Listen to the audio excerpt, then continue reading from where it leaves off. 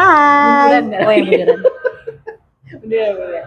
Hai, ini adalah episode Hai. pertama dari podcast Biung. Aku adalah Biung Nova. Aku Biung Cetin. Prima.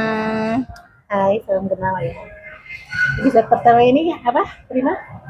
Jadi episode pertama ini kita ngomongin tentang apa aja. Bukan dong, ini kan udah ada temanya, lu gimana sih? Tema episode ini adalah rasanya jadi ibu. Gitu, karena podcast ini akan ngomongin semua hal tentang ibu lah. Betul. Dan kita mulai episode pertama ini dengan rasanya jadi. Nih, pertama kali tahu lu hamil kapan? Anak pertama.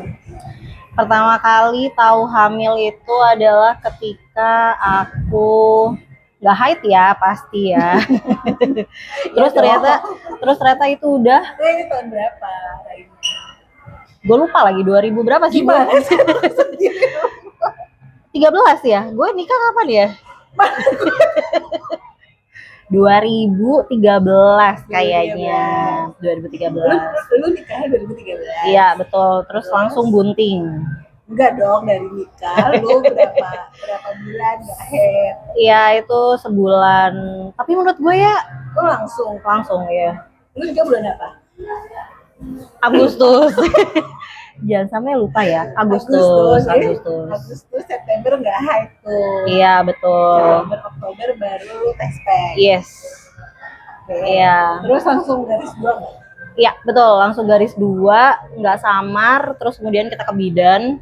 Dan kalau kata bidan itu tuh kayaknya udah 1 bulanan. Soalnya dihitungnya itu dari haid terakhir ya, haid terakhir. Ya sudah, hamil deh aku. 9 bulan melahirkan. Terus, kamu gimana?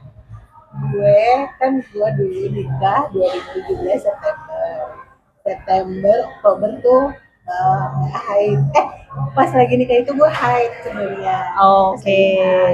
Terus sempat haid lagi sih. Kan gue September awal tuh nikahnya lagi haid. September akhir gue tuh haid lagi. Biasalah siklus tidak menentu. Karena dulu sebelum nikah itu kan emang mens gue nggak teratur gitu kan. Jadi gue pikir palingan nggak cepet lah dikasihnya gitu. Tapi ternyata cepet. Gue September akhir itu masih haid, Oktober nggak haid. Terus awal-awal November itu gue ngerasa gue udah terlambat nih, udah harusnya haid lagi kan.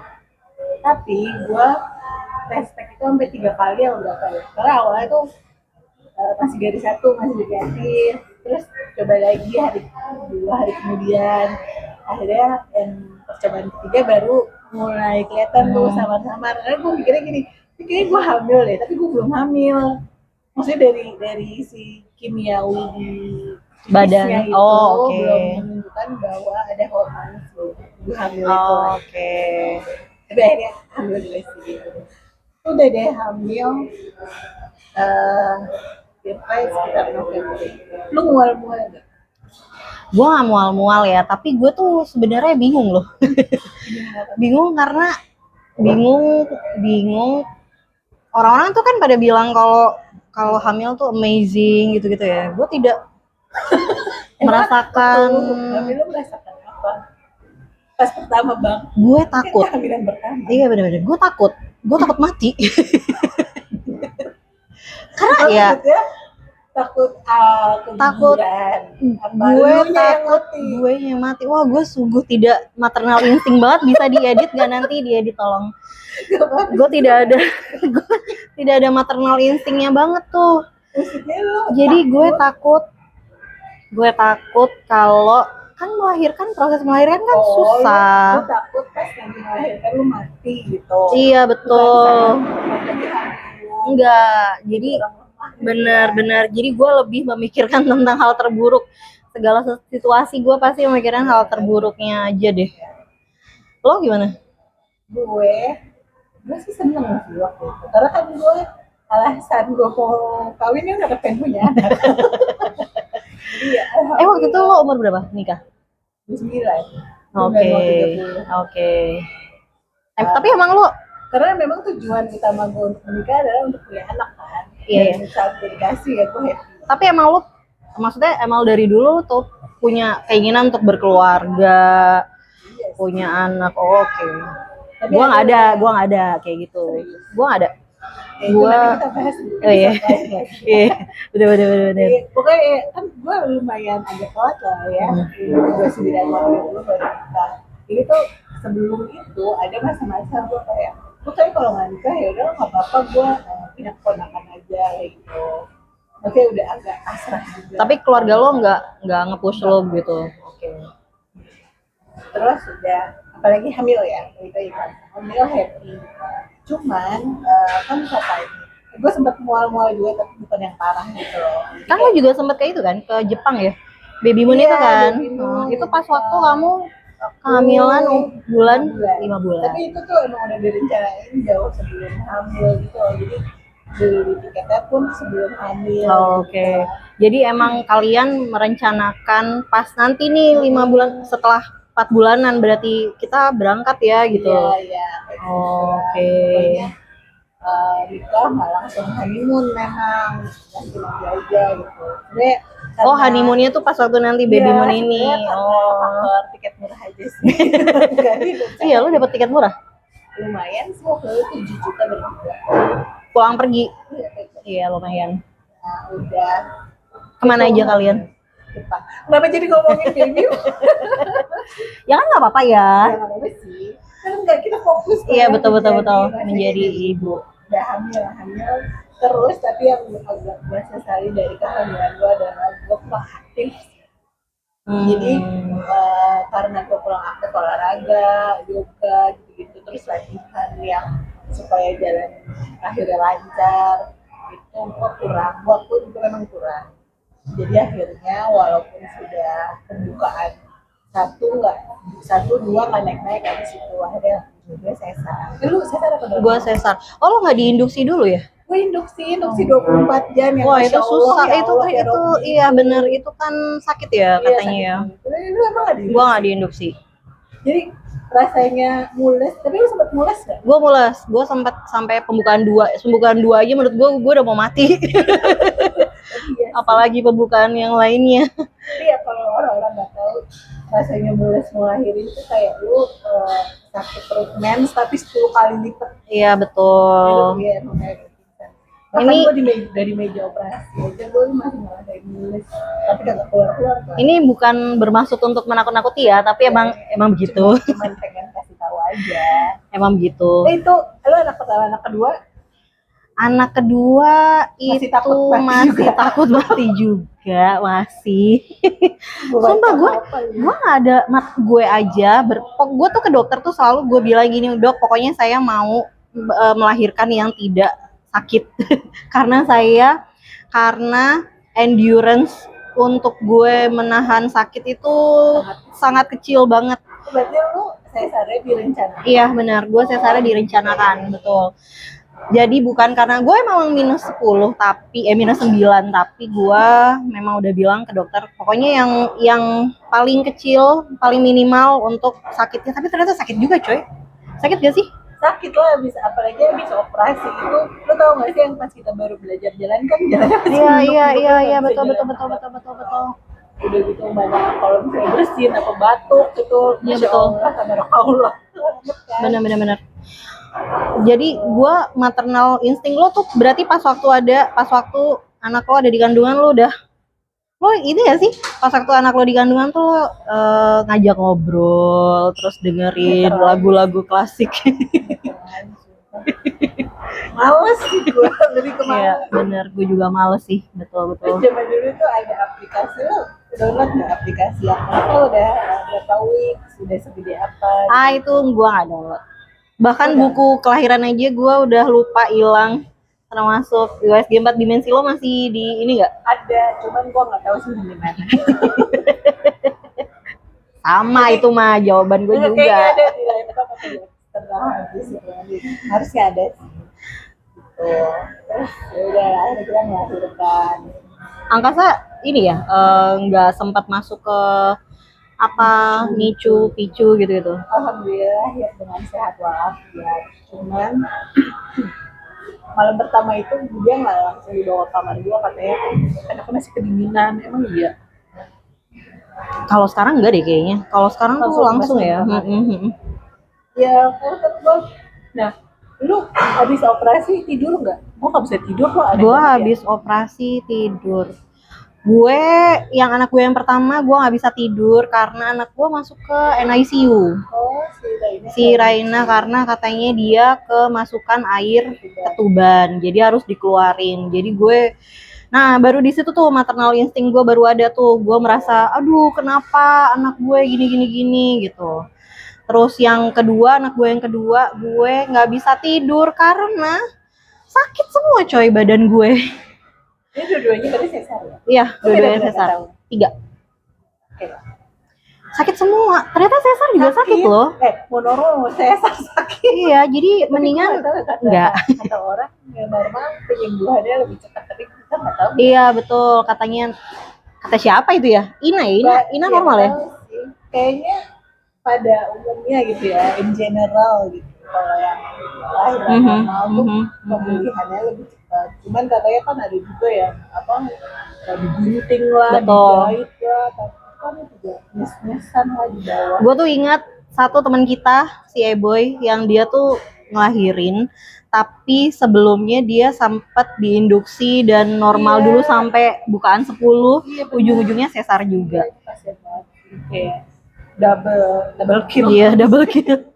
Karena saya sakit normal juga, tapi ujung-ujungnya disesar juga. Kemarin gue tuh lihat di YouTube loh. Jadi ternyata kan kita ada epidural apa gitu ya. Nah itu ternyata tuh nggak cuma diinin doang. Ternyata tuh kayak ada, bukan ditusuk doang, tapi kayak lo ada benang dimasukin ke sini, ke sumsum tulang belakang gitu loh. Proses epidural tuh. Tapi gue lihat di YouTube gitu. Tapi katanya sekarang tuh ada lagi teknologi baru namanya ERAX gitu ya. Itu beda lagi ya. Benar, itu sebenarnya sama aja kayak anestesi, tapi yang oke banget sehingga tidak mahal. Ya, sehingga enggak. Tapi BPJS bisa loh.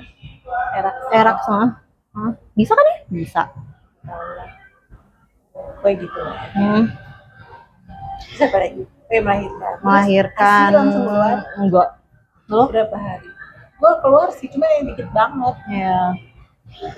Ya, gue mengkategorikan, gue tuh stres juga kalau yang anak gue pertama. Semua ibu bayi pasti stresnya. Iya betul. Gue stres dan gue kayak terdoktrin bahwa harus menjadi ibu yang sempurna, yang harus bisa mengasihi gimana caranya. Terus gue stres. Gitu ya? Iya betul.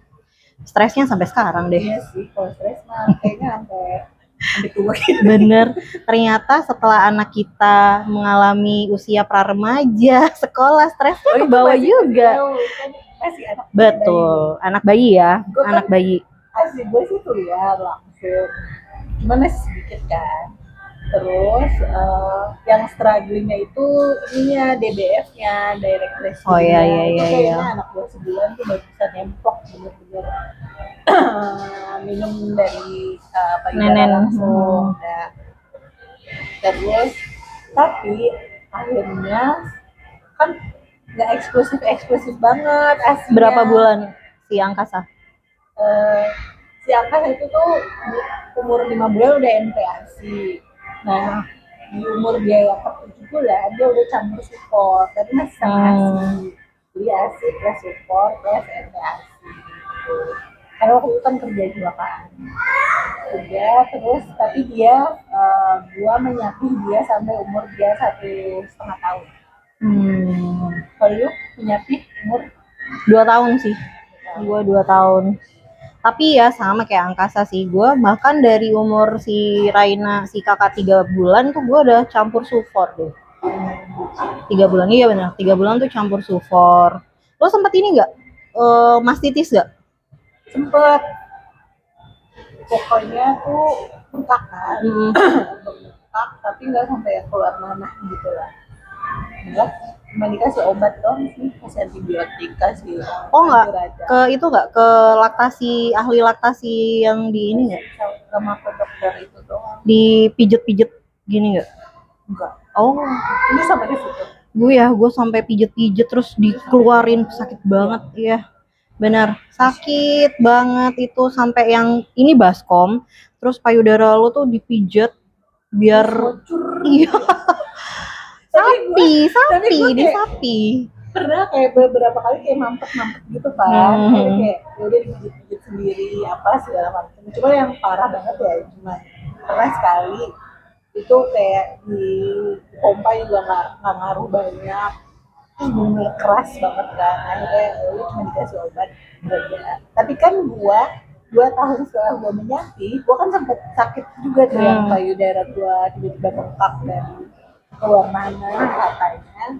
Oh, keluar nanah juga ya lo Iya, sempet? jadi pokoknya long story short itu adalah sumbatan ASI, memang ada sumbatan ASI. Iya. Akhirnya kan gue dioperasi segala macam gitu tuh. Oh iya ya? Iya, Oh iya kata si deh. dokter bedahnya itu tuh di saluran ASI itu masih ada si gumpalan ASI kayak gila udah 2 tahun itu udah jadi yogurt. Iya betul. Yogurt beku. Gila padahal bener-bener kayak ibu ya, ada aja itu.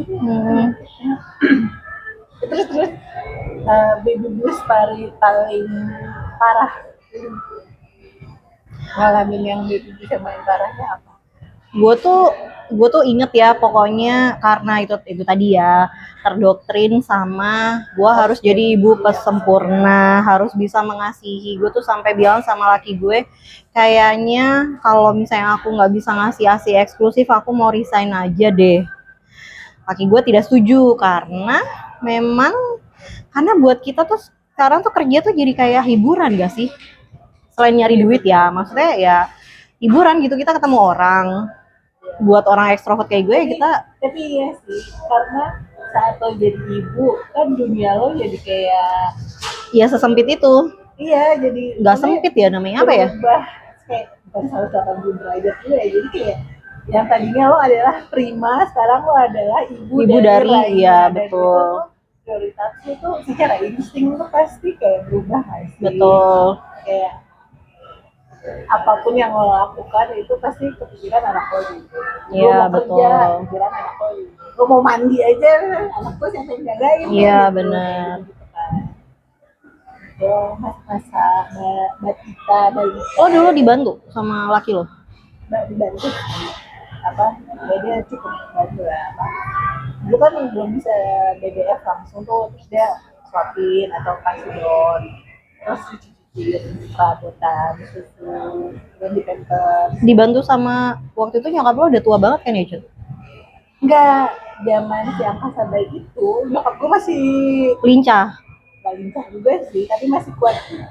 Gak apa sih? Gendong. Gendong, ngandiin popok, terus bahkan nyuci-nyuciin bekas kan zaman dulu tuh ya. Anak bayi jangan kasih pampers langsung. Iya gitu, betul, benar. Tapi kalau lo nggak kasih pampers tuh sejam sekali bangun coy anak lu pipis. Iya. Gitu. Akhirnya kayak seminggu atau 2 minggu akhirnya gue putuskan udah pakai pampers aja, kalau lecet ya udah kasih krim aja. Gak apa-apa lah, boleh pakai pampers. Gue nggak pakai pampers loh Cut. Demi kesehatan gue nggak pakai pampers karena mahal, lebih ke ekonomis. Enggak sih, nggak pakai pampers. Tapi lu nggak bisa tidur nggak sih? Iya, badan gue selalu bau pipis. Iya, badan selalu bau pipis. Terus kasur iya banyak banget segunung-gunung. Betul. Dan gue sih consideration gue yang paling utama gue bisa tidur at least 2 jam gitu loh. Karena kalau misalnya tiap pipis bangun, tiap pipis bangun itu kapan tidurnya iya. Gitu. Lo pernah baby blues juga tapi? Baby blues pas anak gue bayi itu sebenarnya baby blues terparahnya gue cuma ngerasa sedih pas kan operasi C1 masih jalan masih pelan-pelan gitu lah. Gue ngerasanya kayak waktu itu di rumah tuh ada si mantan mati dia, si bapaknya rasa sama mertua gue.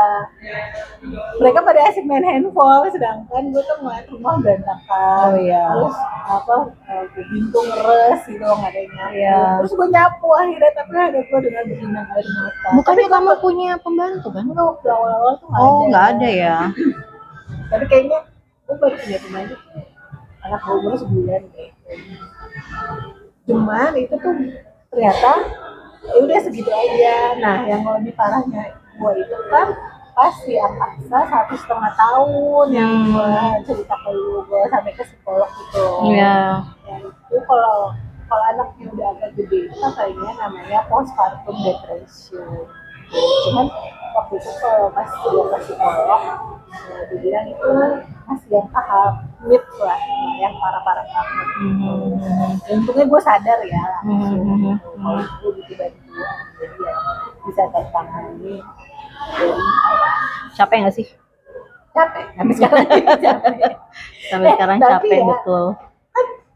Amazingnya punya anak tuh ya, apa sih namanya, anak lu tuh belajar gitu loh, dan kita tuh nggak menyangka ternyata anak gue pinter ya, ternyata dia bisa sendiri kayak gitu tanpa gue harus se-effort gitu. Ya alhamdulillah ya, tapi kan ada juga anak yang kayak special needs gitu kan, gitu orang tuanya harus lebih effort, lebih sabar. Gue juga kadang tuh mikir ya, sebenarnya kita punya anak untuk apa? Jangan bilang untuk punya anak untuk extend keturunan gitu ya. Tapi kayaknya ini nggak sih insting makhluk hidup untuk beranak pinak, extend keturunan. Tapi ya oke lah, mungkin lain waktu ya kita bahas karena mungkin ini topik sensitif banget. Iya benar. Apa namanya? Ini masa batita dan balita. Masa batita sama balita. Gue struggle-nya itu balita. Anak gue yang pertama tuh touch banget sama gue. Jadi dia ketika TK itu dia nggak mau lepas sama sekali sama mamanya. Itu struggle-nya sih. Iya benar, takut orang baru. Sehingga gue susah banget ninggalin dia sekolah. Jadi harus titip-titip. Waktu TK itu lu nggak nemenin full time? Enggak, kan gue harus kerja ya. Jadi ya harus, ya udah, ya begitulah terus. Working mom. Betul. Tapi anak gue yang kedua ini beda banget sama kakaknya. Dia bisa ditinggal dan guanya pun juga udah tegar karena lebih santai, udah punya. Jadi anak gue yang pertama tuh adalah latihan untuk menjadi ibu. Kasian ya. Kasian ya anak pertama kayak trial and error. Bener. Maaf ya anak-anakku. Anak pertama. Lu kan juga anak pertama. Bener, gua anak pertama, anak samsak gua kayaknya. Gitu ya. Kalau gue ya itu struggle terberat gue kayak pas batita itu pertama yang MPS, yang pas dia susah makan. Itu sampai gue ke psikolog pun bahkan nanti gue menyadari kayak gue depresi ya. Terus struggle yang kedua adalah saat perpisahan gue perceraian. Betul. Itu kan pas anak gue umur 3 mau 4 tahun ya. Nah jadi yang gue inget adalah kayaknya dia ini masuk core memorinya si angkasa deh, pas yang mafia. Jadi pas zaman-zamannya perpisahan itu kan gue kerja. Nah, jadi tuh ada masa-masa pas gue kerja si Angka sama bapaknya, nanti Jumat Sabtu Minggu sama gue gitu, karena kan belum ada mbak full time gitu kan. Nah, Angka tuh kayak gak mau gue pergi kerja, menangis-nangis gitu. Nah, gue kan juga dalam kondisi mental yang tidak bagus baik. Ya, betul. Akhirnya gue bentak ya, kamu mau boleh kayak gini, mau kerja gitu, diem nggak gitu, kayak gitu deh pokoknya. Kayaknya akan memberikan trauma deh. Dan gue tapi nggak tahu ya efeknya apa nanti. Terus apa namanya tuh, ya udah itu tuh masa-masa terberat lah pokoknya. Tapi masa terberat sebagai diri gue sendiri. Tapi di saat yang sama si Angkasanya itu udah mau masuk TK sekolah dan dia udah makin pinter dan udah nggak ada drama-drama makan segala macam gitu. Gitu deh. Jadi di saat terpuruk gue di perceraian si Angkasanya tapi tumbuhnya sangat jauh dari ekspektasi gue gitu loh. Jadi kayak alhamdulillahnya begitu. Iya loh, Angkasa tuh masih ceria juga kan. Iya benar. Temennya juga, maksudnya dia nggak ada kesulitan untuk punya temen gitu. Dia nggak ada kesulitan bergaul. Bahkan orang-orang bilang dia tuh jauh lebih mandiri gitu loh daripada teman-teman seumurannya dia gitu. Mungkin karena kan gue orangnya nggak sabaran. Jadi gue membiasakan dia tuh untuk melakukan apa-apa sendiri gitu. Jadi nggak selalu gue bantu, nggak selalu gue temenin gitu. Makanya gue itu yang melatih dia bisa Temennya dia sekarang banyak di rumah. di rumah sih enggak, di sekolah. Oh jadi kalau misalnya dia di rumah, dia di rumah mainnya sama siapa, Cuk? Sama kakak sepupunya. Yang udah gede-gede ya. Dia kan ngaji kan di masjid, paling ngaji temennya di masjid. Maaf, saudara-saudara. Berbeda. Jadi cerita apa lagi dong aku? Anak gue, alhamdulillahnya apa ya, maksudnya kita dikaruniai anak-anak yang Pinter-pinter kan? ya, maksudnya kita dikaruniai anak-anak yang gimana bilangnya, normal. Alhamdulillah, bukan special needs. Iya, yang normal seperti kebanyakan. Jadi ya itu yang patut disyukuri nggak sih? Perkara dia pinter atau enggaknya itu urusan nanti aja. Pinter tuh kayak turun naik gak sih? Lo bisa SD pinter, SMP enggak. Turun naik. Seiring berjalan, sering dia tumbuh, dia tuh makin bisa pinter di bagian mana. Iya, dia betul. kekurangannya di mana, jadi kan lebih ketara aja gitu. Angkasa udah kelihatan belum dia ininya apa? Sukanya apa gitu-gitu? Dia tuh mungkin pengaruh YouTube ya. Dia tuh suka geografi coy. Dia suka soal negara-negara, perang-perang. Gue agak concern sih sebenarnya kalau ini anak sukanya perang-perang. Bagus dong. Senjata-senjataan kayak gitu. Tapi di umur dia yang 7 tahun, dia tuh udah bisa nyebutin negara Rusia, Uni Soviet, Meksiko, banyak negara. Dia tertarik dengan gitu sih, negara-negara itu. Tapi kalau misalnya dia lagi les piano, dia kayaknya antara suka nggak suka belum tahu. Les piano di mana, Cut? Iya, nggak usah, gitu aja. Ya di rumah aja. Oke. Terus kalau soal motorik kayaknya fine-fine aja. Maksudnya dia bisa berenang, dia nggak takut berenang. Terus dia ada ketertarikan main bola. Itu sih itu dong. Itu motorik itu tuh. Gue mikirnya tuh kayaknya anak gue kurang di motoriknya karena dia tuh kayak dulu tuh makan itu kan biasanya disuapin nih sama si mbaknya gitu, sehingga jadi mereka tuh nggak lincah pakai 2 tangan untuk makan gitu, garpu sama sendok itu mereka kurang keterampilan di situ. Itu motorik gak sih? Iya kan ya? Iya, motorik. Makan pakai tangan bisa. Makan pakai tangan bisa. Angkasa juga dia lebih suka makan pakai tangan. Itu uncivilized sebenarnya. Tapi iya sih, gue ngeliat kadang-kadang anak gue makan banget sih. Ini nasi kesana kemari. Iya kan nggak slay ya, tapi ya sudah pelan-pelan ya. Jadi kayak, tapi ya, lo apa cuman gue doang ya? Maksudnya kayak di buku-buku parenting atau artikel-artikel parenting tuh kayak kan menekankan banget nih umur segini tuh motoriknya harus sekian gitu, harus 2-3 tahun. Gue juga nggak hafal sih ya, 3-5 tuh harus bisa apa motoriknya gitu. Cuman kalaupun misalnya nggak bisa kan nantinya juga bisa nggak sih? Atau gimana ya? Tapi ada loh yang ngefek sampai orang gede, kayak ada kan orang yang takut ketinggian atau kayak lompat 50 cm aja dia takut ya. Itu gue. Gitu. Ya gue takut. Ya mungkin harusnya jangan sampai yang se-ekstrim itu lah. Ya mungkin kalau dalam situasi darurat kan mau nggak mau harus bertindak sesuatu kan. Betul. At least itu aja mas. Ya betul. Tapi kayak skill bertahan kayak berenang gitu anaknya mau kan berenang. Ada temennya Angkasa tuh kayak dia takut berenang. Iya. Oh ya benar ada. Ya ada benar. Gue juga. Itu motorik juga ya? Gue nggak tahu. Iya kayak harusnya sih motorik deh. Maksudnya kan sebagai manusia lo harus kecebur nih, lo harus ada insting untuk survive kan. Benar. Lo bisa berenang nggak sih, Jut? Bisa. Oh bisa? Bisa. Oh bisa lo? Bisa. Gue nggak bisa. Iya benar. Lo segede gini juga udah, lo masih bisa berenang? Kita tuh, gue tuh baru bisa berenang waktu kuliah tahu.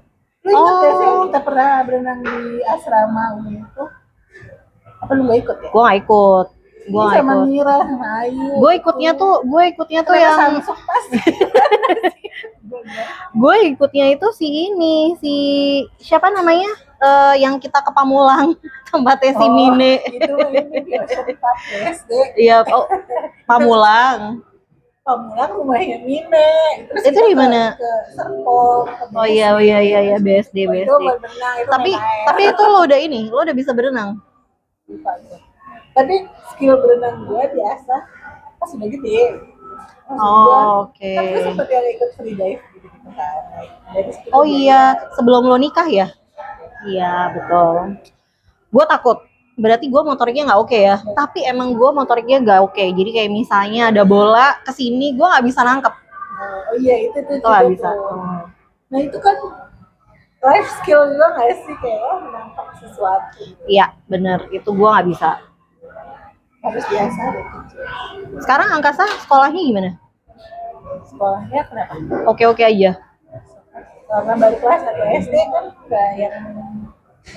Udah bisa baca belum? Pelajarannya masih baca tulis, calistung biasa. Teman-temannya ini nggak ada yang nakal gitu nggak?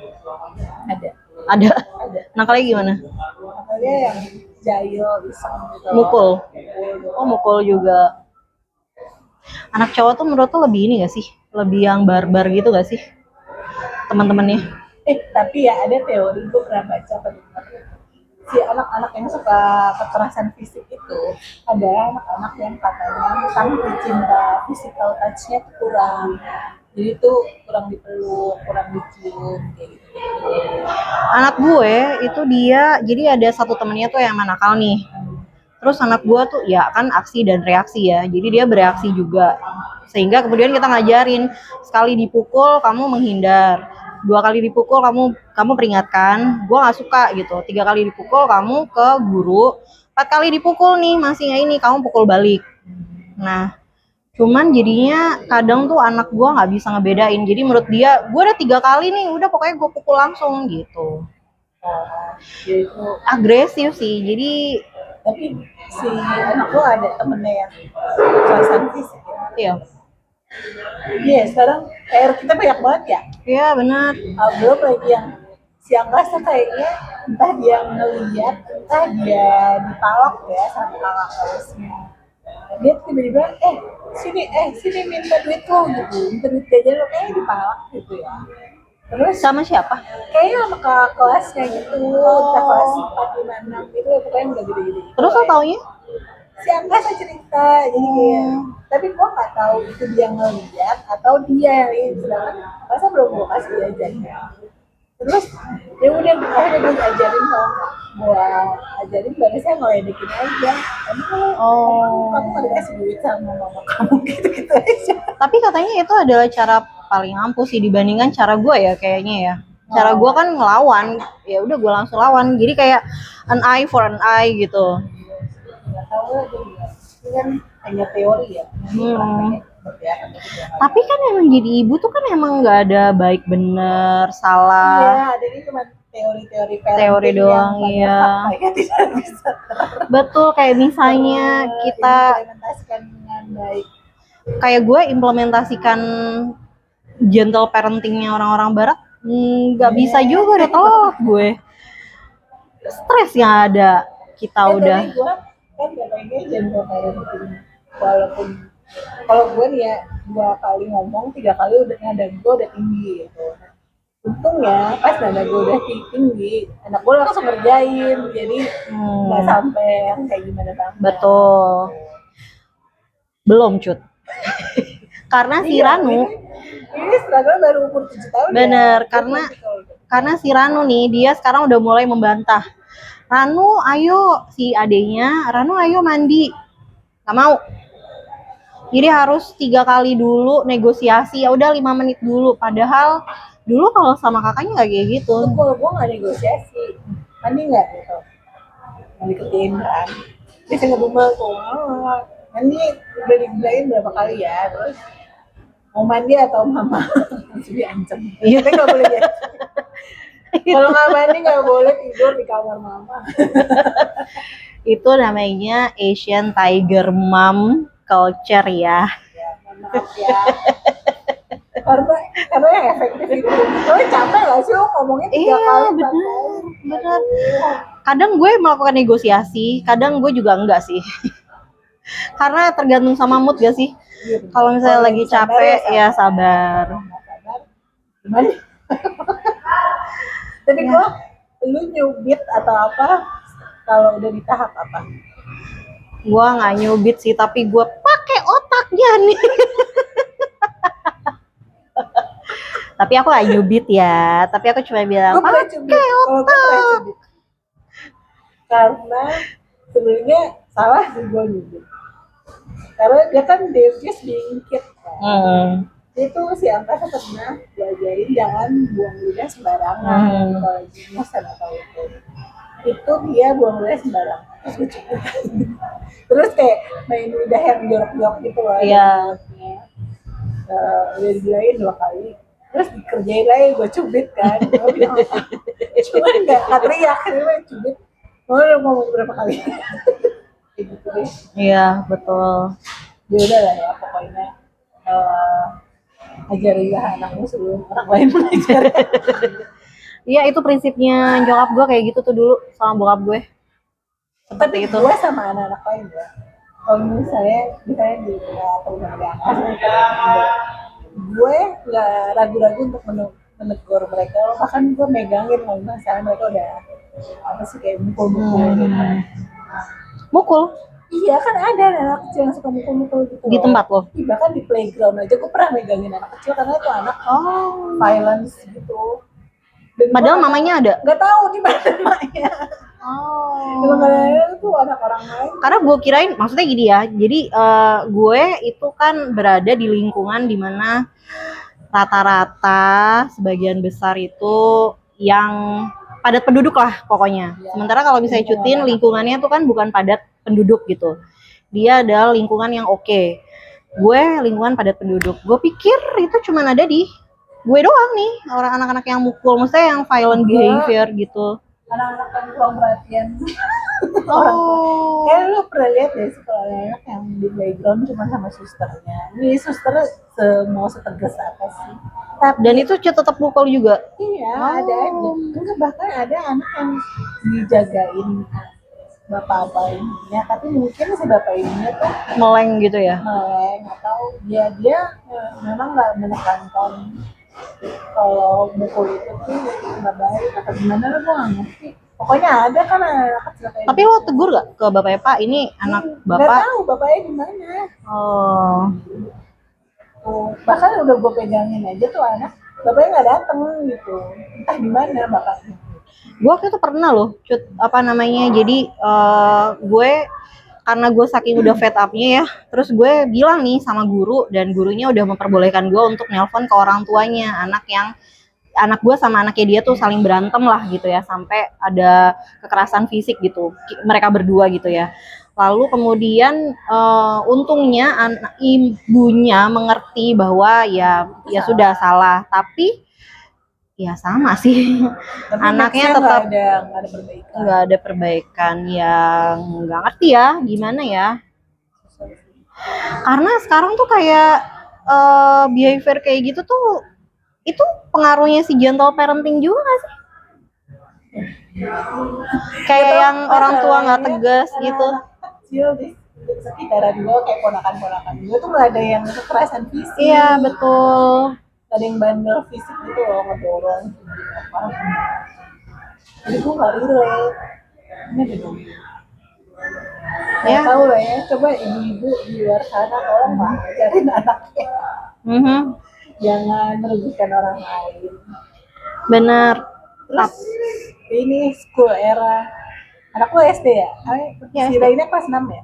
5. Kelas 5 sama kelas 2 ya. Iya udah pra remaja. Dia belum haid tapi ya Aduh, gue kalau misalnya bilang kayak gini ke dia, ke podcast ini nanti dia langsung marah nih biasanya. Nggak usah Ngapain? gitu. Ya, tapi sekarang ya gitu deh, anak pra remaja tuh kan gejolak hormonnya meledak-ledak Iya, ya. kayaknya anak cewek zaman sekarang Jadi centil. bukan centil aja sih Cut, tapi kayak 10 menit dia happy sama kita, terus kemudian kita salah ngomong dikit. Kalau ngomong dikit langsung kemudian dia Kayaknya anak berubah. sensitif ya, orangnya ya. Iya bener, perasa capek coy.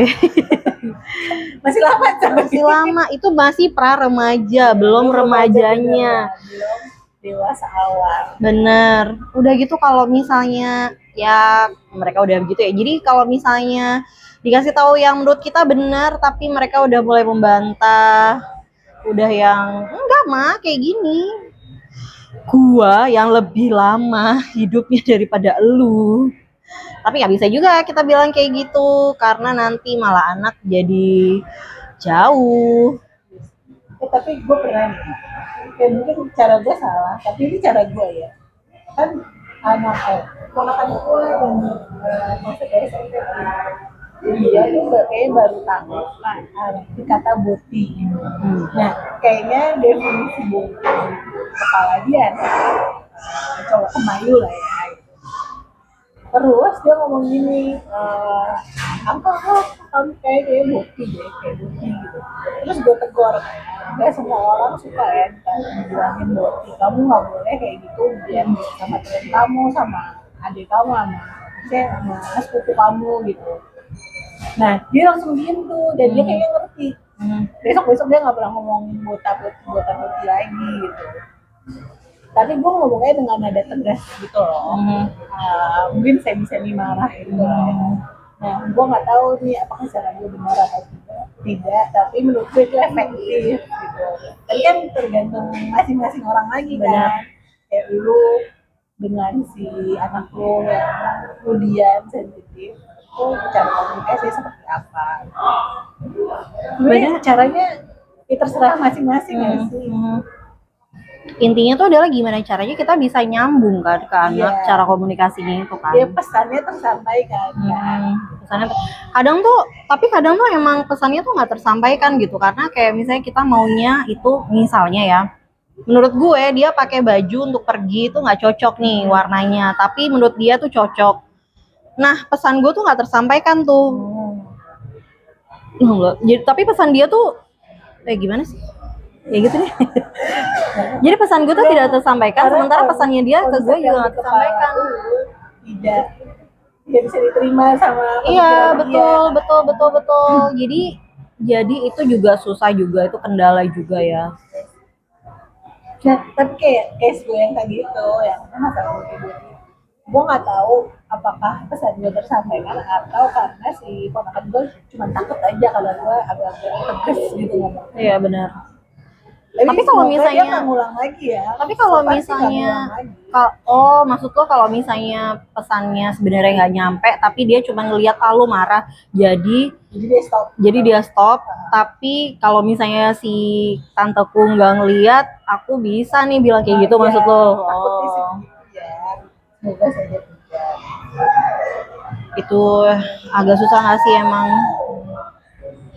Anak lo tapi masih kelas 1 SD ya. Nanti SMP pasti struggle-nya beda lagi. SMP. Anak gue yang pertama tuh masih sampai sekarang tuh masih bilang, dia tuh selalu bilang gue nggak punya teman gue cuma mama. Gue nggak mau. Siapa lainnya? Iya, gue mau sih jadi temannya dia, tapi maksud gue nggak mau dia terlalu attach sama gue, kan gue bilang dia terlalu attach sama gue kan. Nah itu gue struggle-nya di situ. Sahabat di sekolah? Ada sahabat, tapi sahabatnya udah pindah ke Solo. Terus yang sahabat di sekolah tuh ya karena jauh kali ya rumahnya ya. Bagus gak sih kalau anak perempuan deket sama ya?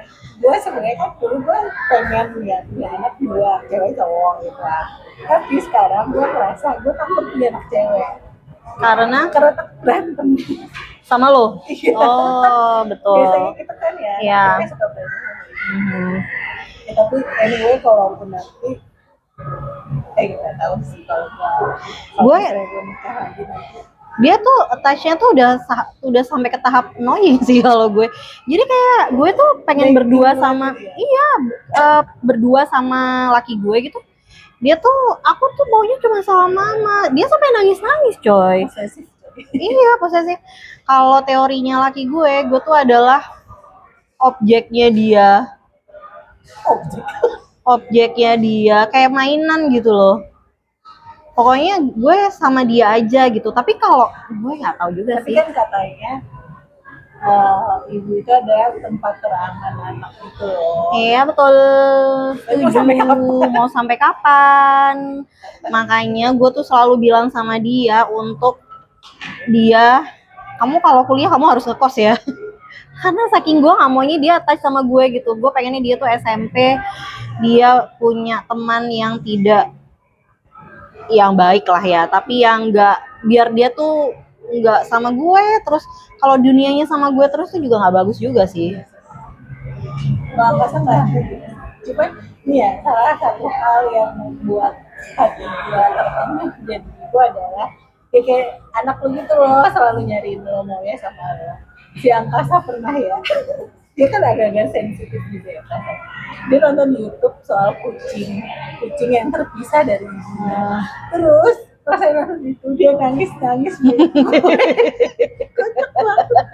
Karena dipikir kamu iya, engkau nggak mau kehilangan mama. Ya ampun. Tapi gue ngerasa ya, tapi anak gue ini ya entah dia karena masih bocah apa karena dia bener sayang gitu loh. Semoga sampai gede ya kamu seperti itu. Gue pernah baca di Twitter sih, gue bacanya tuh sebenarnya cinta yang paling unconditional love is not from mother to children, but from children to mother, to parents. Karena mereka tuh iya sih benar sih. Jadi pas dilahirkan kan mereka mau nggak mau terima kita sebagai orang tuanya. Iya betul. Mereka tuh taunya itu kita sebagai orang tuanya. Mau itu anak ditendang, dipukul, dimarahin, disayang-sayang, mereka cuma taunya ya kita orang tuanya, coy. Mereka bisa berpikir kemudian ini nggak benar ketika mereka udah beranjak dewasa ya, remaja gitu. Betul. Tapi ya sepanjang dari dia umur 0 sampai dia mungkin SD kelas 3, ya mereka taunya itu kita adalah orang tuanya gitu. Jadi menurut gue sih benar juga sih. Kan kata-kata kan si ibu atau orang tua lah ya, atau keluarga itu adalah tempat pertama anak-anak tuh belajar. Tapi menurut lo, kita tuh sebagai ibu kita bertanggung jawab untuk mengajarkan anak kita tuh sampai mereka umur berapa? Menurut lo? Sampai mereka menikah. Serius? Kalau dia mereka menikah umur 40 tahun? Iya nggak apa-apa. Iya, maksudnya ngajarinnya tapi bukan kayak lecturing gitu kan ya, ngajarin kehidupan kan. Jadi banyak kan ngajarin kehidupan, misalnya dia nggak ngerti cara goreng ikan, itu kan juga termasuk ngajarin kan. Kayak gitu sih, menurut gue sih sampai itu. Kalau menurut gue dari usia 0 sampai berapa ya, 21 kali ya, yang orang dianggap dewasa dan punya pemikiran sendiri gitu ya. Jadi 0 sampai 21 tahun mungkin sebagian besar, jadi kayak 80-90% tindakan yang dilakukan adalah tanggung jawab kita sebagai orang tua.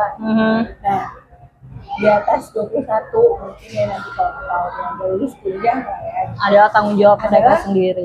Betul. Apapun tindakan lo itu adalah faktor dari lo sendiri dan apa yang mempengaruhi pikiran lo gitu. Ya memang walaupun fondasinya dari keluarga kan, dari orang tua gitu. Ya semoga kita tidak memberikan nilai-nilai yang salah. Benar, semoga. Tapi ya kan orang tua tuh punya harapan kan. Kalau harapan gua ke anak gua adalah supaya semoga dia tidak jadi sampah masyarakat saja.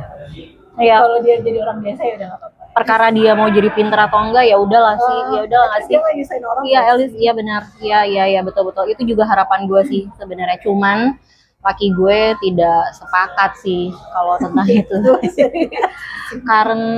karena menurut dia ya anak gue harus menjadi sesuatu Ya, dari harapan sih ya pasti lah ya.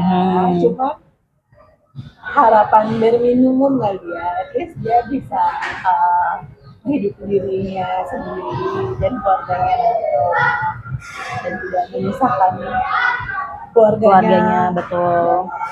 Benar. Semoga ya. Ini tuh udah kayak closing gak sih ini? Iya benar. Semoga apa ya?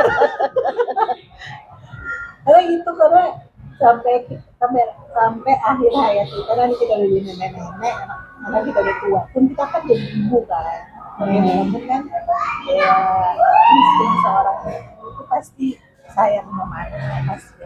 Kan ada tahu nenek-nenek yang masih hidupin anaknya. Iya benar, itu banyak di banyak anak itu sadar diri lah kali ya. Iya. Karena gue nanti kalau saat nanti gue tua, gue nggak mau disusahin anak gue juga. Betul.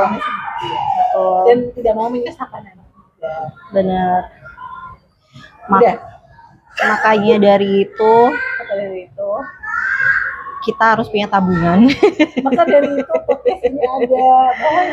Oh iya, betul. Kita sebagai biung atau ibu-ibu. Ya. Sebenarnya kalau ada pelajaran yang bisa diambil ya diambil. Kalau nggak ada ya udah gitu ya. Kalau nggak ada nggak apa-apa. Kok pesimis gitu? Ya udah ya. Pokoknya begitu dulu episode pertama. Betul, episode dadakan. Sampai ketemu lagi episode kedua. Dadah.